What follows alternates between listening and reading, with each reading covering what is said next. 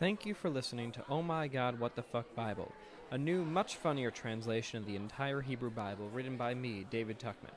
I'm coming to you from my living room, slickly edited over some room tone to make it sound like I'm whispering to you before the show. If this is your first time listening, don't worry. We just started Exodus, so you can just jump right in.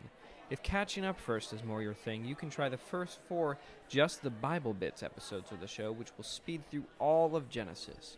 Or you can listen to the massive playlist on SoundCloud at soundcloud.com/OMGWTFBIBLE. Every month on the show, a guest joins me at a live event somewhere on Earth to read a portion of the Torah, the Old Testament, the first 5 books, while I make fun of it. Then I release it in weekly podcasts.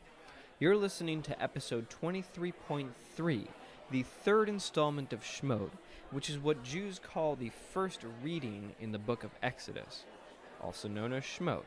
That's not a coincidence. My reader this time around is Mordechai Levovitz, Executive Director of Jewish Queer Youth. The next installment will be out in a week. This time around, we get to that burning bush stuff, and I don't mean that STD you have or an effigy of our previous president. If you want to join us for a live recording, I'll be reading the second portion of Exodus called Va'era in Hebrew, and we'll find out next month in English, at Beauty Bar in Manhattan on September 22nd at 8 p.m. with Why Love. Check out our Facebook, Twitter, or www.omgwtfbible.com for more details. If you enjoy the show and have something you'd like to share, drop me a line at omgwtfbible@gmail.com. You might also want to consider signing up for the mailing list by clicking on the link in the rightmost column on omgwtfbible.com. If you like the podcast, please rate and review it in the iTunes store. It only takes a minute and really helps. Now the recap.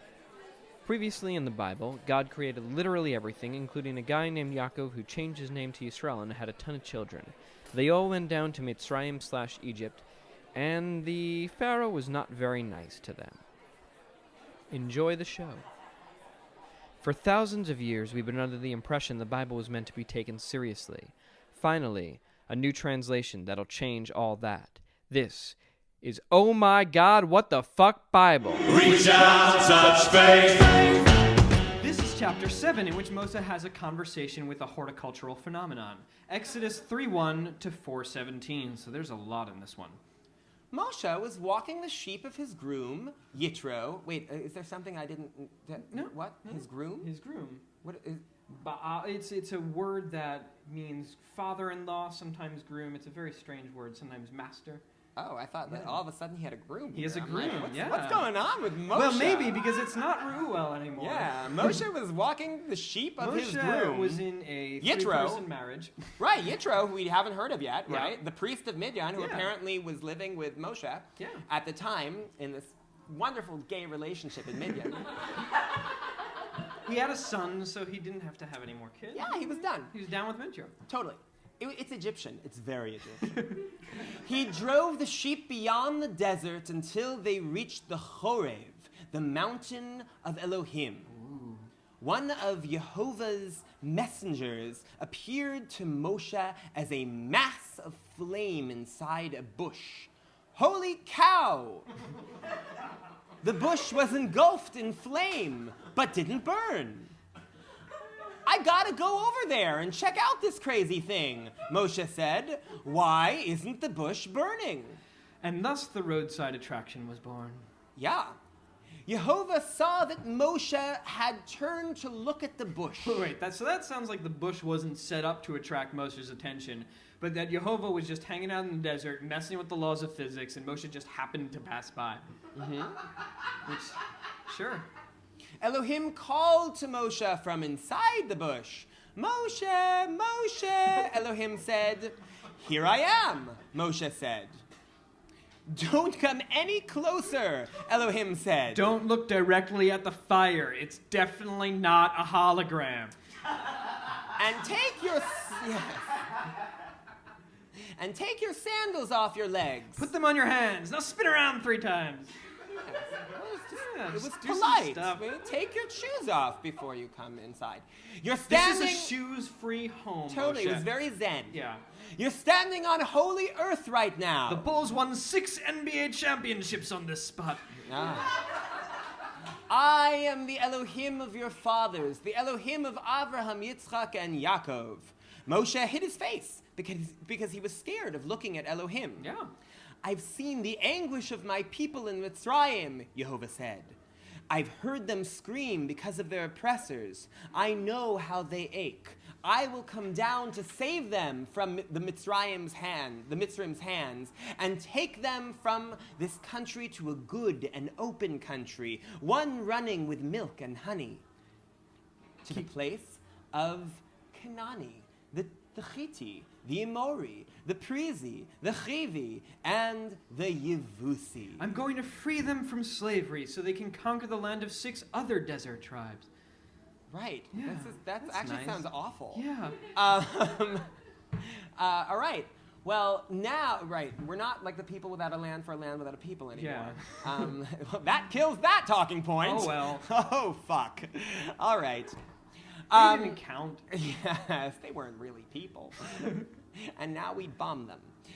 Now the shouts of Yisrael's sons have reached me, and I have seen the oppression with which Mitzrayim has pressed them.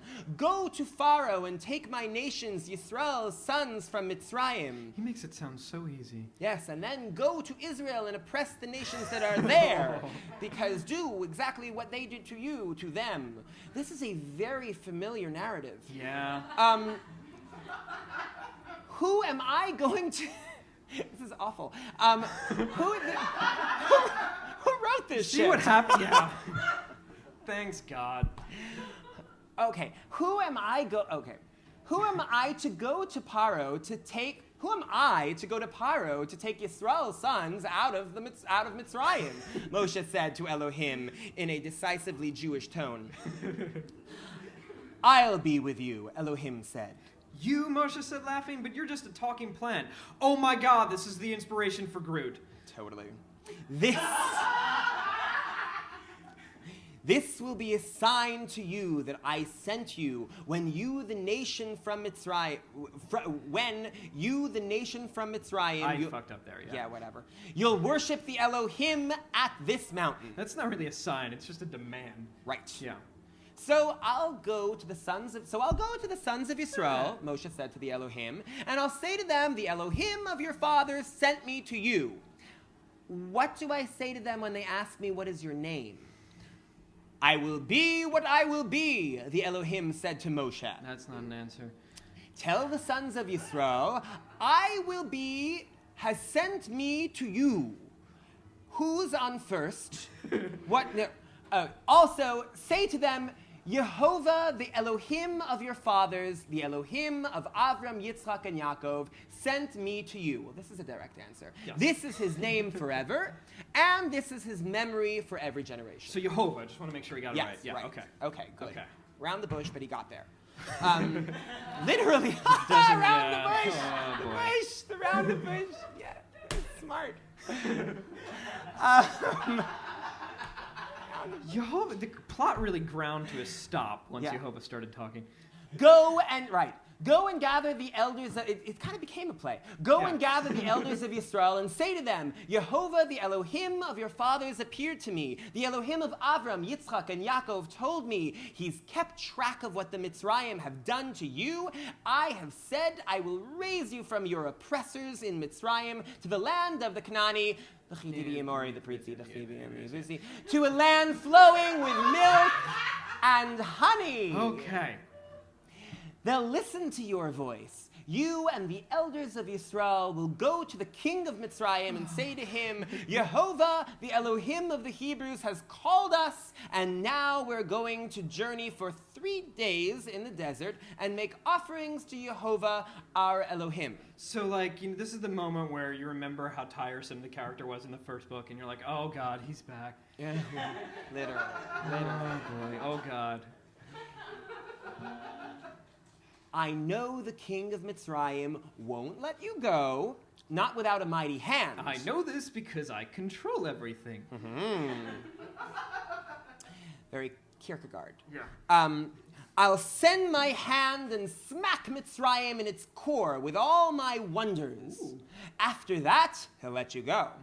I'll make Mitzrayim be nice, my nation so that they don't leave. Oh, I'll make. I missed a word there. I'll make Mitzrayim be nice to my nation. Oh, to my nation. Very good. See those little twos that they already.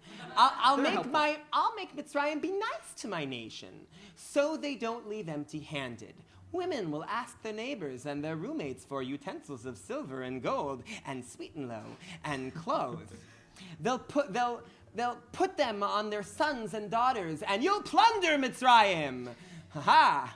They're not going to believe me, Moshe responded. They won't listen to my voice. They'll say, Yehovah didn't appear to you. Because that sounds crazy, and they are smart. What's that in your hand? Yehovah said. A stick? Moshe said. Throw it on the ground. And the stick clattered at Moshe's feet motionless. Hold on, Yehovah said. I always screw up the first time. Let me try that again. Moshe threw it on the ground. Kapow! It turned into a snake, and Moshe ran away from its face. Why did it have to be snakes? Put your hand out and grab its tail, Yehovah said. Don't worry, it won't bite. Moshe reached out and grabbed it. It turned into a staff in his palm. Ah, they'll believe, Yehovah said, that Yehovah Elohim of their fathers, Elohim of Abraham, Yitzchak, and Yaakov appeared to you, but that's not all. Put your hand on your bosom. Take your stick, put your hand on your bosom. Moshe put his hand on his bosom. When he took it out, shazam, his hand was patchy like snow. Put your hand back in your bosom, Jehovah said. Moshe felt himself up again. When he took his hand out, it returned into its normal meatiness. If they don't listen to that, the first sign, they'll listen to the last one. And if they don't listen to either of the two signs or your voice, take some water from the river and sprinkle it on the ground. The water you took from the river will turn to blood on the dry land. Ah, the old blood to water trick. Aha. Listen, my master, Moshe said to Yehovah. Oh, was it wine? I'm not a man of words. Not yesterday, not 2 days ago, and not now that you've spoken to me. He's not really helping his cause with this poetic stuff. I have a hard mouth and a hard tongue. Nothing? Ooh. Okay. It's just, after the stick in the bosom. Right. Who gave man a mouth? Yehovah said. Who made him dumb, deaf, seeing, or blind? I'm Yehovah, baby. Now go. I will be in your hard mouth and show you what to say. Weird. Yehovah is turning more and more into like an old Hollywood producer. Totally. Go, baby. I'll be in your mouth. Right. Please, master, Moshe said, send in the hand of who you'll send. Oh, God, it's an idiom. I don't know what it means. It means find someone else, perhaps. But in all honesty, if God's saying, I will be who I will be, send in the hand of who you'll send is not that crazy. Exactly. He's just learning the language. Yehovah started to get pissed at Moshe. What about, that's kind of sacrilegious, that word. God got pissed at Moshe. He's getting mad. He's pissing? That's like wrong. that's the line that I will stop at. Done? He's pissed. Ugh, I don't like that. All right. What about your brother Aaron, the Levite, Yehovah said. I know he's a talker.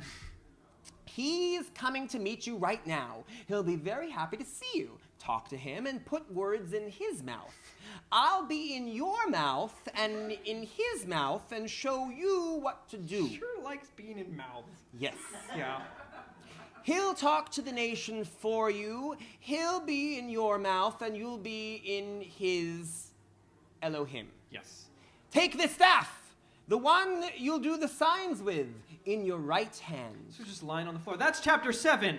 Chapter 8, in which God gives Moshe some last-minute directions because he didn't talk to him enough. Exodus 4:18 Moshe went to back 4:23. Yes. Sorry, 4:23. Moshe went back to Yeter, his groom. His name keeps changing. I've got to go back to my brother in Mitzrayim, Moshe said to him, and see if he's still alive. Oh, God, life must have sucked before texting. Go in peace, Yitro said to Moshe. Go two-piece. Go two-piece. Go two-piece, very different. Go two-piece. Bishalom versus Lishalom. Ah. Go in peace is Bishalom. Go Lishalom is... Lishalom is two-piece, which implies peace will come to you in the future, and it's better. Okay. Anyway, he was just Yeter. He was Reuel before this. According to Rashi, this guy has 7 freaking names. Reuel, Yeter, Yitro, Kani, Chovav, Chever, and Putiel. Or maybe someone screwed up. I don't know. It's true. Well, Yeah. for all his many different secret lives. One of them is the groom of Moshe. For all his families. And one of them is Moshe's father-in-law. Yeah, well, Okay. it was the Bible. All right. Go back to Mitzrayim, Yehovah said to Moshe and Midian. All the people who want to take your life are dead. Literally, all the people who want your soul. Also, they're not dead. Well, they probably are dead. Rashi said they were poor, as opposed to being dead, so they might as well have been dead. Paro is dead, though. Because when you are poor, you are dead. You have nothing. No baguette, no wine. We've no money in your life. Woman. Moshe took his woman and son and saddled them on a donkey and went back to Mitzrayim. Just like Jesus. Seriously, Rashi here claims that this was the same donkey that Abraham rode on when he took Yitzchak to be sacrificed back in Genesis, and the same donkey the Messiah will ride whenever he plans on showing up. So when Jesus rides a donkey, it's sort of confirming some of this stuff. And the same donkey that Hamas blew up. Yes. Yes, it All was of all them. the same donkey. And the one from Shrek, And the one from Show. Thank God. In that case. who was played by Eddie Murphy. In a very annoying way, over the top. Moshe. When you go down to Mitzrayim, Yehovah said to Moshe, and show the wonders I put in your hands to Paro, I will strengthen his heart, and he won't send the nations. Oh, that's not helpful. Say to Paro, Yehovah said to me, Yisrael is my firstborn son. I thought it was Adam. Yeah. Oh, well. I'm telling you to send my firstborn son, and you will wait to send him. Watch out! I'm gonna kill if you wait to send him, watch out, I'm gonna kill your firstborn son. Damn, chapter 8 was a bummer. Chapter 9, in which Moshe is attacked by a god snake for some reason. Exodus 4:24 to 4:26. On the way to the hotel, on the way at the hotel, Yehovah accosted Moshe and tried to kill him. Why would you do that? God, you are a nut. That's strange. Yeah. Sipporah took a flint knife and cut her son's foreskin and touched it to his legs. Sipporah, worried that Yehovah was the craziest one around, decided to out-crazy him. This chapter is nuts. Yes. This is like absurdist humor all of a sudden. We're like Ibsen. It's crazy. This is the Buñuel chapter. You are a groom of blood to me, she said. He left them. Okay. A groom of blood because of circumcision, Okay. she said. That's chapter 9. Chapter 10, in which Moshe drags his brother into this crazy quest. Exodus 4:27 to 4:31. So we're just going to pretend that chapter that just just didn't move on. happen? Or Yeah. okay. Just fine. like all the characters in the book. Right, exactly. Wow. It's very Family Guy, actually. Yeah. It's not a sequitur. but- Right. All right, and then they killed Kenny. Okay. South Park. Go and meet Moshe in the desert, Yehovah said to Aaron. Aaron can talk to Yehovah. Okay, cool. All right. From a burning bush or just No, from... he just came over and said Okay. hello. He's like, hey, you want to hang out? Want to get in my mouth? Yes. God grinder. Aaron went and met Moshe on the mountain of Elohim and kissed him. The mountain of Elohim, otherwise known as Horeb, is where Moshe saw the bush. But he left that place and met up with Zipporah, went to a hotel, whatever. It doesn't matter. Right. That never happened. Moshe told Aaron all the things Yehovah said to him and all the signs he's been commanded. Moshe and Aaron went and gathered the elders of the sons of Israel. Aaron said all the things that Yehovah said to Moshe and performed the signs before the nation. It was like a circus. Yeah. Here's my staff. Here's a snake. The nation believed I and have listened. leprosy. Yes. The nation believed and listened because Yehovah had redeemed the sons of Israel. He saw their pain. Saw their pain. They kneeled and bowed. That's chapter 10. That's it. Join us next week for the next installment, released on Thursday on Juicy.com and Friday everywhere else. And remember, you can talk back to me on Twitter, Facebook, OMGWTFBIBLE.com, or OMGWTFBIBLE@gmail.com. If you like the show, please rate and review it on iTunes. The next live recording of Oh My God, What the Fuck Bible will be at Beauty Bar in Manhattan on September 22nd at 8 p.m. Be sure to tune in for the next installment, because next week, in the Bible... You are lazy, Paro said. Lazy!